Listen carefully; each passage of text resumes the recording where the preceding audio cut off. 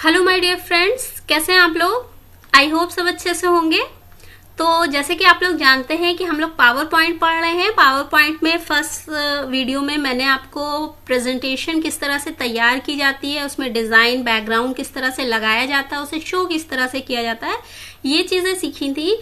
आज हम सीखेंगे ट्रांजिशंस। ट्रांजिशन क्या होता है और इसे कैसे अप्लाई किया जाता है, और इसके बाद है एनिमेशन। एनिमेशन क्या है और इसे कैसे अप्लाई करना है, और इसके साथ साथ एक और है स्लाइड शो।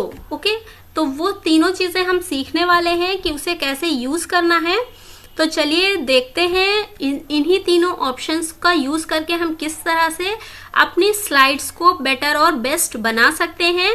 तो मैं हूं उस्मा, आपकी कंप्यूटर ट्रेनर, और आप देख रहे हैं CKC, that is computer knowledge centre, where your dreams come true.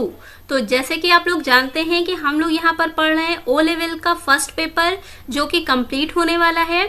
आप लोग इसमें स्टार्ट करिए पढ़ना, और जहाँ पर आपको लगता है कि कोई टॉपिक मिसिंग है या वो नहीं आपने पढ़ा है या उसमें कुछ और डाउट्स हैं, तो प्लीज़ कमेंट करिएगा, मैं ज़रूर उसे पूरा करूँगी। और फिर हम स्टार्ट करेंगे। इसके बाद हम एक वीडियो और बनाएंगे, उसके बाद पावर पॉइंट आपका कंप्लीट हो जाएगा और फिर हम सेकेंड पेपर स्टार्ट कर देंगे। ओके, तो आई होप आप लोगों ने एग्जाम फॉर्म फिल कर दिए होंगे और पेपर की तैयारी स्टार्ट कर दी होगी। तो चलिए जल्दी से देखते हैं हम ये वीडियो। ओके,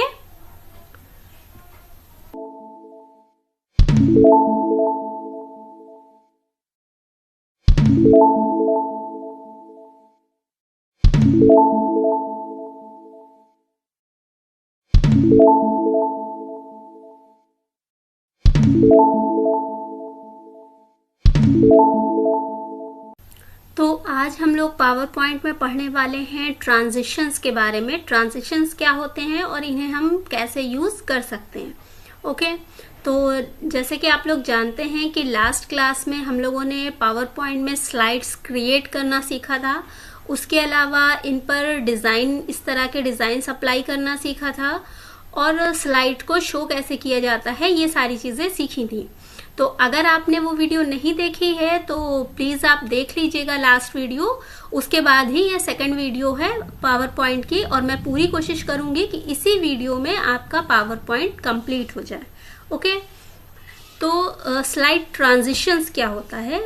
यहाँ पर देखिए टैब में डिज़ाइन के बाद ट्रांजिशंस हैं।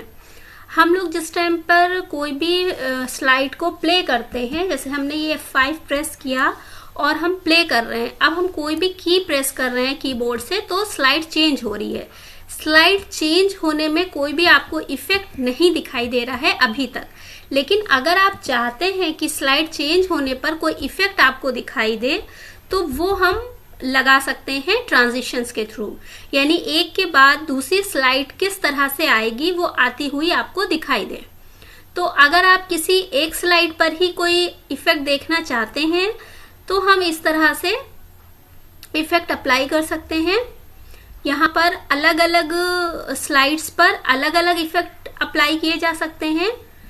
तो मैं आपको सब पर अलग अलग इफेक्ट्स भी अप्लाई करके दिखाती हूँ, और फिर बाद में एक साथ कई सारे स्लाइड पर सेम इफेक्ट किस तरह से अप्लाई किया जाता है वो भी बताऊंगी। इस जगह पर क्लिक करने पर हमें कुछ और भी इफेक्ट्स दिखाई देते हैं, उन्हें भी हम ले सकते हैं। तो यहाँ से देख के कुछ तो आपको समझ में आ ही रहा होगा, मैं जो भी बोल रही हूँ उसके अकॉर्डिंग कि क्या है वो। ठीक है, अब मैं F5 प्ले करती हूँ तो देखिए क्या होगा। ये एक स्लाइड है, इसके बाद मैंने की प्रेस की, ये सेकंड स्लाइड, फिर ये थर्ड स्लाइड आई है।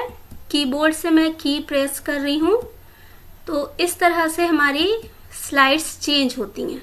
तो इसे बोलते हैं ट्रांजिशन इफेक्ट। ओके, अब कीबोर्ड से हमें क्लिक करना पड़ रहा है। अगर आप चाहते हैं कि कीबोर्ड से हमें क्लिक ना करना पड़े, बल्कि ये स्लाइड्स जो हैं वो ऑटोमेटिक आगे बढ़ें, तो उसके लिए हम यहाँ पर जो थंबनेल हैं, छोटी स्लाइड्स हैं, इनमें से किसी एक स्लाइड पर क्लिक करते हैं और Ctrl A प्रेस कर लेते हैं, जिससे ये सारी स्लाइड सेलेक्ट हो जाएं।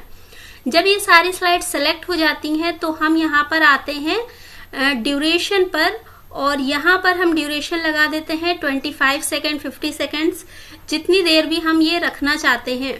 उसके बाद है यहाँ पर माउस क्लिक। अगर हम माउस क्लिक नहीं यूज करना चाहते हैं तो माउस क्लिक पर टिक हटा देंगे और आफ्टर यहाँ पर लिखा हुआ है, आफ्टर का मतलब है कितनी देर के बाद ये स्लाइड दूसरी स्लाइड चेंज हो जाए, तो वो हम यहाँ से लगा देते हैं। ओके, अब हम अगर अप्लाई टू ऑल करके प्ले करते हैं, ये देखिए प्रीव्यू लिखा है, यहाँ क्लिक कर सकते हैं या फिर F5 प्रेस कर सकते हैं।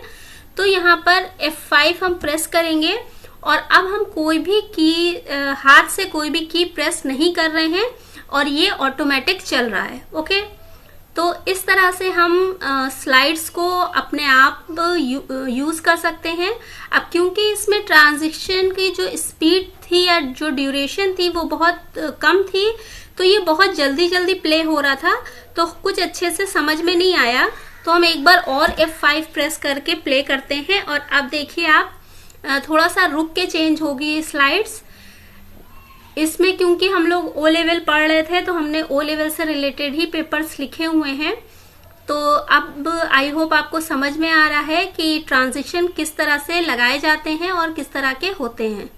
ओके, तो ये ट्रांजिशन जब खत्म हो जाते हैं तो स्लाइड इस तरह से लास्ट ब्लैंक आ जाती है। तो हमें क्या करना है, अब इन सभी स्लाइड पर अलग अलग तरह से ना आकर किसी एक ही तरह का ट्रांजिशन सारी स्लाइड पर आए, तो उसके लिए हमें उसी तरह से यहाँ पर क्लिक करके Ctrl A प्रेस करना है जिससे सारी स्लाइड सिलेक्ट रहें। और उसके बाद हम यहाँ से कोई भी एक ऑप्शन ले लेते हैं और अब हम F5 प्रेस करते हैं तो ये सारी स्लाइड्स पर सेम इफेक्ट अप्लाई हो जाएगा। ओके, तो इस तरह से एक के बाद दूसरी स्लाइड आएगी ऑटोमेटिक। हमें इसमें करना कुछ भी नहीं है, सिर्फ हमें की प्रेस की थी F5 से, उसके बाद हमने हाथ से कुछ भी प्रेस नहीं करना है। तो ये बहुत अच्छा तरीका है और इस तरह से स्लाइड जब बनती है और दिखाई जाती है तो बहुत अच्छी लगती है। तो आई होप आपको समझ में आ रहा होगा इसमें क्या क्या बताया गया है। इसके बाद जो ये इस तरह से ब्लैक स्लाइड आ जाती है, अगर हम चाहते हैं कि ये ना आए और इसके बाद से कोई फिर से फर्स्ट स्लाइड या कुछ और आए, तो वो भी हम कर सकते हैं, जो कि हम आगे देखेंगे।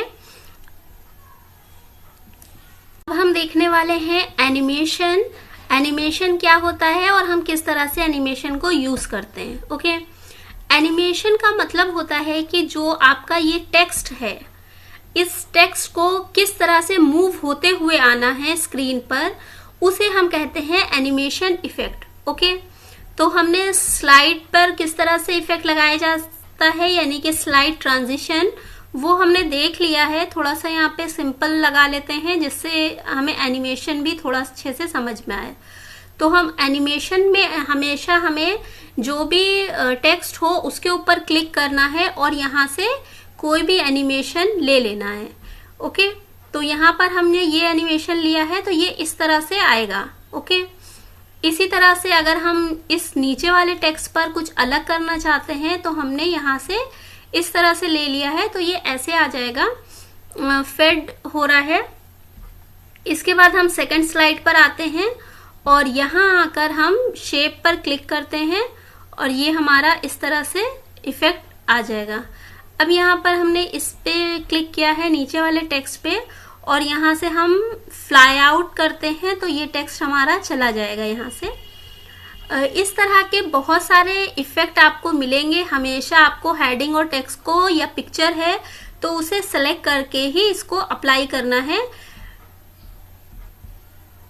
तो ये इस तरह से हम यहाँ पर अप्लाई कर रहे हैं। हमने इस तरह से कई सारे इफेक्ट्स यहाँ पर ले रखे हैं जिससे आपको थोड़ा अच्छे से दिखाई दे।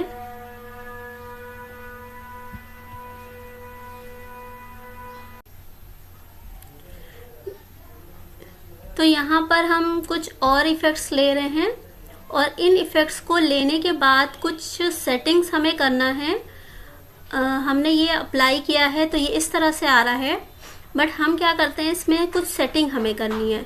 तो उसके लिए हम क्या करते हैं, यहाँ पर ये लिखा हुआ है एनिमेशन पैन, इस पर क्लिक करेंगे तो इस स्लाइड पर जितने एनिमेशंस लगे होंगे वो हमें यहाँ दिखाई देंगे। तो फिलहाल तो एक ही लगा है तो हमने एक यहाँ पर ले लिया है। और इस जगह पर आएंगे तो यहाँ पर कुछ ऑप्शंस आपको दिखाई देंगे। इसमें से हम लेते हैं इफेक्ट ऑप्शन।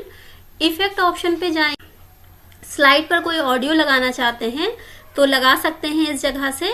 यहाँ से सेलेक्ट करके, फिलहाल मैं ऑडियो नहीं लगा रही हूँ, ऑल एट वंस पे क्लिक करते हैं और बाय वर्ड पे क्लिक करके ओके करते हैं। तो ये जो भी टेक्स्ट है या हेडिंग है ये हमें एक एक वर्ड करके दिखाई देगी। लेकिन अगर हम इसका थोड़ा सा टाइम बढ़ा लेते हैं, क्योंकि ये बहुत जल्दी आ गया तो हमें दिखाई नहीं दिया, यहाँ से हम इसको कुछ बढ़ा लेते हैं, 25 कर लिया। अब ओके करते हैं तो ये देखिए इस तरह से हमें थोड़ा सा आता हुआ दिखाई देगा। उसके बाद यहाँ पर मान लीजिए हम कोई और इफेक्ट ले लेते हैं। हमने कोई भी इफेक्ट यहाँ पर ले लिया है।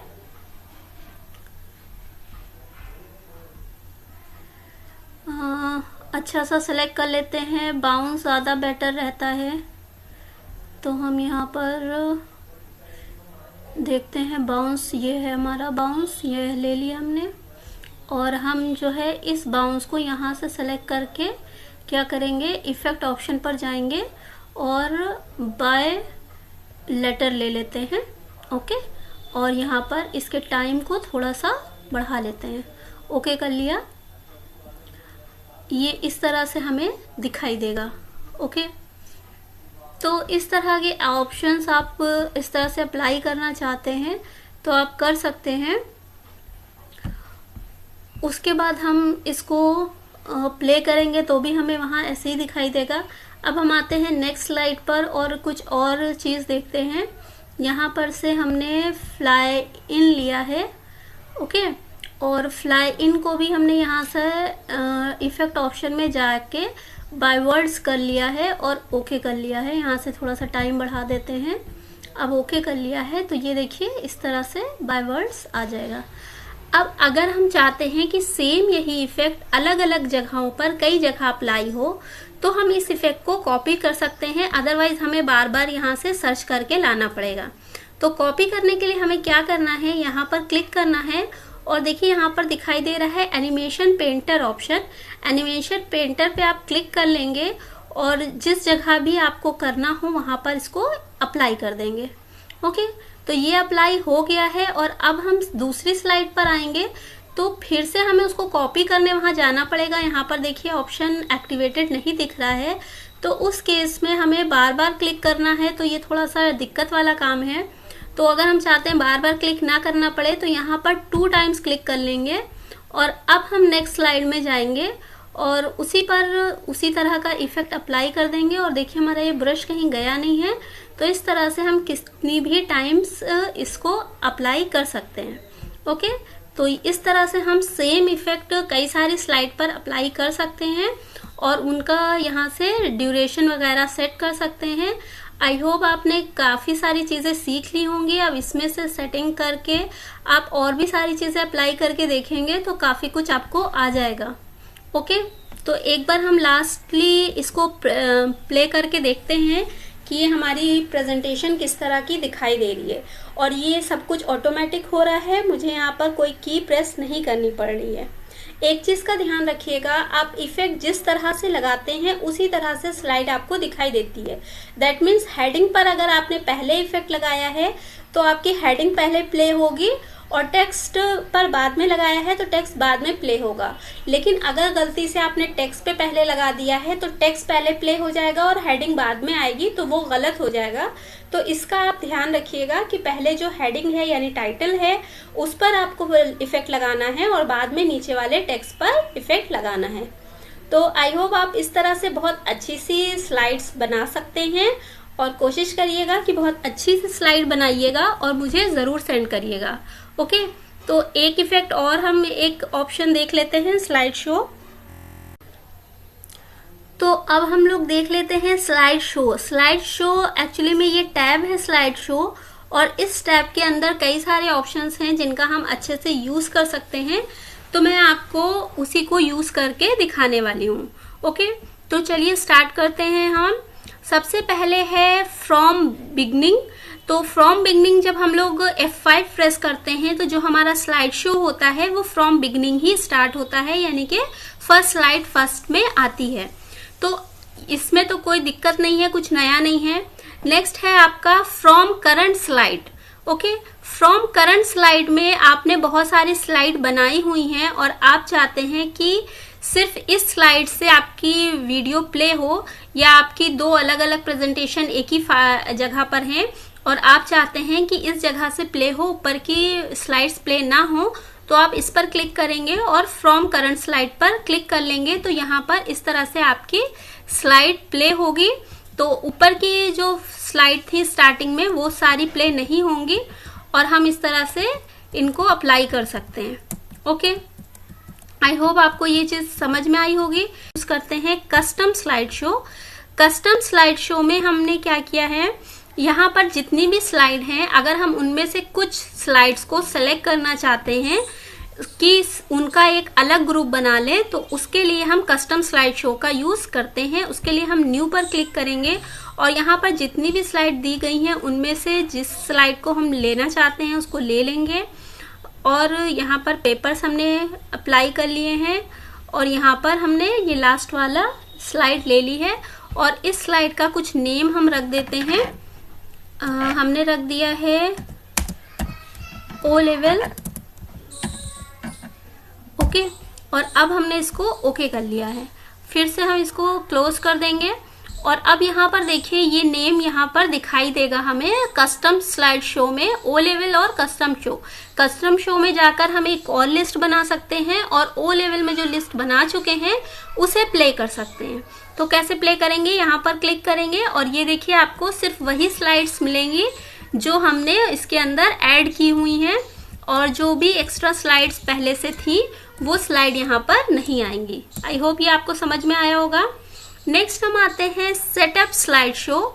सेटअप स्लाइड शो में जब हम नॉर्मली F5 प्रेस करते हैं तो फर्स्ट से लेके लास्ट तक हमारी सारी स्लाइड प्ले होती हैं, लेकिन जब स्लाइड एंड हो जाती है तो ये बंद हो जाता है। बंद हो जाता है मतलब क्लोज हो जाता है, एक ब्लैक कलर में स्लाइड आती है। तो अगर हम चाहते हैं कि वो ब्लैक कलर की स्लाइड आपको ना दिखाई दे बल्कि फिर से फर्स्ट स्लाइड आ जाए, यानी कि डायरेक्टली चलता रहे, स्लाइड हमारी रुके नहीं, तो उसके लिए हम सेटअप शो का यूज करते हैं।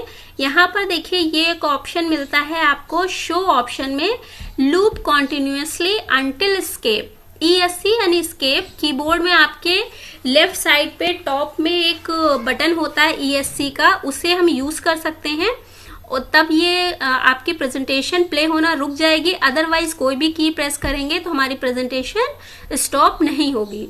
ओके, तो एक बार ट्राई करके देखते हैं। F5 प्रेस किया हमने और ये स्लाइड हमारी चल रही है और यहाँ पर हम लोग कोई भी की प्रेस करेंगे तो उसका कोई भी इफेक्ट नहीं पड़ेगा और ये ऑटोमेटिक हमारी स्लाइड चलती रहेगी।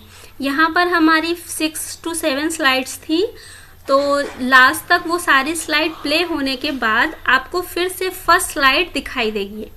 तो ये बहुत अच्छी चीज़ है और मोस्टली हम लोग कहीं पे भी प्रेजेंटेशन अगर देखते हैं या कभी अटेंड की होगी तो आपने देखा होगा कि जब हमारी प्रेजेंटेशन जो भी लोग दे रहे हैं वो जब ख़त्म हो जाती प्रेजेंटेशन तब भी स्लाइड्स चलती रहती हैं, वो लोग वो बंद नहीं करते हैं, तो वो एक के बाद एक स्लाइड्स आती रहती हैं। तो वो चीज़ यहाँ पर आपको देखने को मिलेगी। देखिए फिर से स्टार्ट हो गया फर्स्ट से। तो आई होप ये आपको अच्छे से समझ में आया होगा।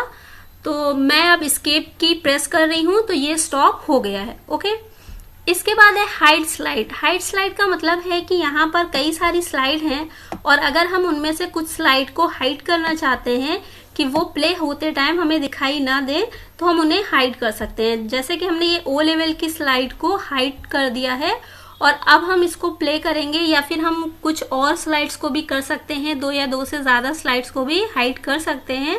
तो वो यहाँ पर तो रहेंगी एज इट इज़, लेकिन प्ले होते टाइम आपको दिखाई नहीं देंगी। देखिए ट्राई करते हैं हम। यहाँ पर देखिए फर्स्ट स्लाइड आई और उसके बाद ओ लेवल वाली स्लाइड नहीं आई है। इसके बाद हम ये चीज़ें अप्लाई कर ले रहे हैं।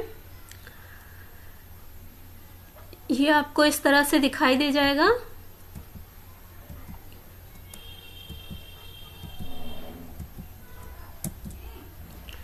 ठीक है, तो ये फिर से फर्स्ट स्लाइड स्टार्ट हो गई है और हमें वो वाली स्लाइड दिखाई नहीं दे रही है। ओके, तो आई होप आपको समझ में आया होगा। और इसे वापस से हम करना चाहते हैं तो फिर से इस स्लाइड पे क्लिक करके हाइड स्लाइड पे क्लिक कर देंगे तो हमारी स्लाइड अनहाइड हो जाएगी। ओके, इसके बाद है रिहर्स टाइमिंग। रिहर्सल टाइमिंग में क्या होता है, हम किसी भी प्रेजेंटेशन की रिहर्सल कर सकते हैं। जैसे कि हमें टाइम पहले से दिया गया है कि 5 मिनट्स या 10 मिनट्स में आपको बोलना है और हमने स्लाइड्स तैयार कर ली हैं, तो हम एक बार रिहर्सल कर सकते हैं कि हमें क्या क्या और कब बोलना है और कितनी देर किस स्लाइड पर हमें देना है, जिससे हम सारी स्लाइड्स कवर भी कर पाएं। दैट मीन्स सारे टॉपिक्स पर बोल भी पाएं और हमारा टाइम भी एक्स्ट्रा ना जाए, या हमारा टाइम से पहले स्लाइड पर हम बोल लें और उसके बाद ही हमारा टाइम खत्म हो, उससे पहले हमारा टाइम ना कंप्लीट हो जाए, जिससे हमारी कुछ बातें रह जाएं। ओके, तो उसके लिए हम क्या करेंगे, इस तरह से हम रिहर्सल कर लेते हैं। यहाँ पर आप देखिए करंट स्लाइड का टाइम दिखाई दे रहा है, जो स्लाइड अभी है, और ये हमारा दिखाई दे रहा है टोटल स्लाइड का टाइम, यानी कि टोटल जितनी भी स्लाइड्स थी उनमें कितना टाइम लगा है, ये यहाँ पर आपको बता रहा है। ओके, तो इस तरह से हम देख रहे हैं कि यहाँ पर हमें ये दिखाई दे रहा है।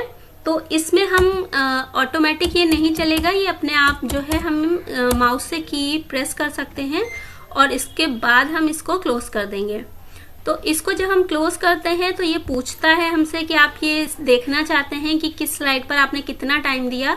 तो ये इस तरह से हमें पता चल रहा है कि इस स्लाइड पर 5 सेकेंड लगे थे, इस पर 27 सेकेंड, इस पर 21 सेकेंड, इस पर 2 सेकेंड, इस पर 3 सेकेंड और इस स्लाइड पर 2 सेकेंड्स। ओके, तो इससे हम अपना पूरा टाइम देख सकते हैं और रिहर्सल कर सकते हैं। ओके, तो आई होप आपको ये प्रेजेंटेशन, ये वाली वीडियो समझ में आई होगी। मैंने इसमें transition, animation and slide show, ये तीनों चीज़ें कवर की हैं। आपको थोड़ा और अच्छे से समझाने के लिए मैं इसको आपको फुल स्क्रीन पर ले चलती हूँ। ये जो नीचे 3 बटन्स हैं इनको भी आप देख लीजिएगा। ये हमारा नॉर्मल व्यू होता है जो इस टाइम दिखाई दे रहा है। ये हमारा स्लाइड सॉर्टर व्यू होता है जहाँ पर कई सारी जितनी भी आपकी स्लाइड्स हैं वो दिखाई देती हैं। यहाँ से अगर हम किसी स्लाइड को आगे पीछे करना चाहते हैं, दैट मीन्स इसकी पोजीशन चेंज करना चाहते हैं, तो वो हम कर सकते हैं। देखिए जब हम इसको क्लिक करके ऊपर की तरफ ले जा रहे हैं तो स्लाइड शो और पेपर्स के बीच में एक लाइन आ रही है। ये लाइन बता रही है कि इस जगह हमारी स्लाइड आएगी। अब हम की छोड़ देंगे तो यहीं पर हमारी स्लाइड आ जाएगी। ओके, तो इस तरह से हमारी स्लाइड जो है एक जगह से दूसरी जगह हम ट्रांसफर कर सकते हैं। उसके बाद यहाँ पर हमारा रीडिंग लेआउट आता है।